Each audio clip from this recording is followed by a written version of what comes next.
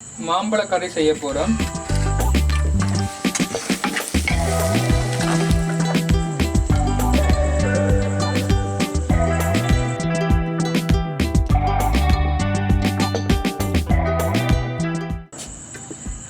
இன்னைக்கு மாம்பழ கறி செய்ய போகிறோம்.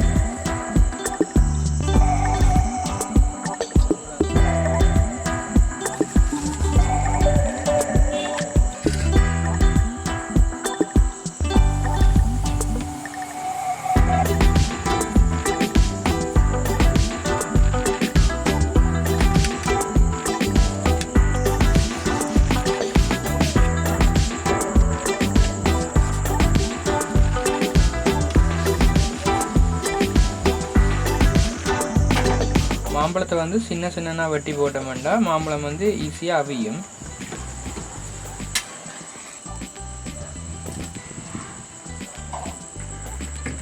கொஞ்சம் தண்ணி விட்டுட்டு மாம்பழத்தை போட்டு அவிக்க போகிறோம்.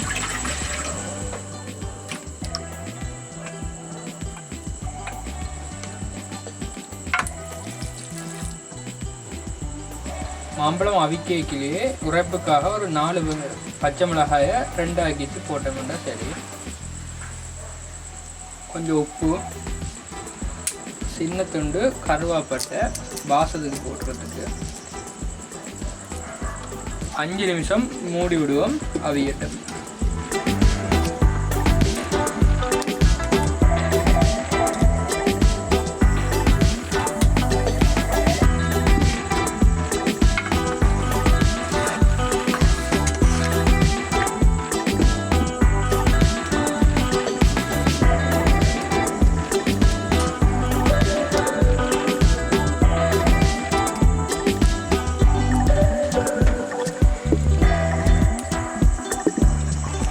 மஞ்சள் தூள் போட்டு விடுவோம்.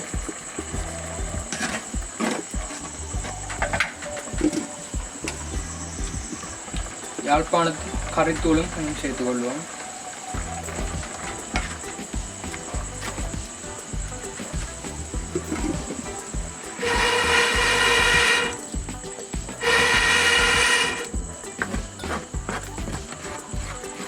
கடைசியாக கொஞ்சம் கட்டத்தூள் சம்பளை போட்டு ஒரு கிளறி போட்டு அப்படியே இறக்கிட்டு அடுத்தா இந்த குழம்புக்குரிய தாளிக்கிற விஷயங்களை பார்ப்போம். இதோட அப்படியே இறக்கணும்னா சரி.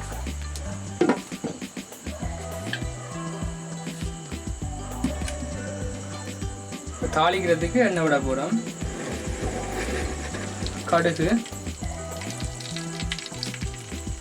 கடுகு நல்லா வடிக்கும் வரைக்கும் விடுவோம்.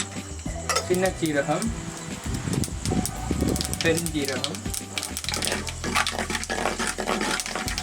கொஞ்சம் வெந்தயம், சின்னனா வெட்டி வச்சுக்கிற தேங்காய் சொட்டையும் போட்டு கொஞ்சம் வதக்கும். தேங்காய் சொட்டு வதங்கின பிறகு வெங்காயம் கொஞ்சம் போட்டு அதையும் சேர்த்து வதக்கணும்.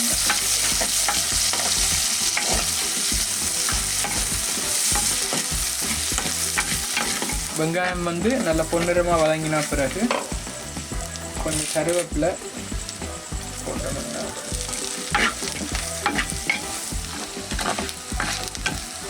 இது நல்லா வந்து வதங்கிட்டுது. இதை இறக்கி வச்சுட்டு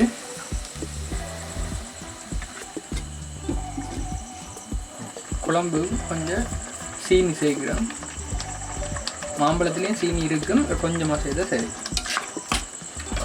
வதக்கி வச்சுக்கிற வெங்காயத்தை இதோட சேர்த்து இதையும் கிளறி மிக்ஸ் பண்ணி விட்டோம்னா அதில் இருக்கிற எண்ணெயையும் அதுக்குள்ளே விடலாம். மாம்பழ குழம்பு இந்த பதத்திலான் இருக்கு. மாம்பழ குழம்பு ரெடி. மண் சட்டியில் சமைக்கிறதால தண்ணியெல்லாம் இழுத்து நல்ல கிரேவியாகவே வந்திருக்குது.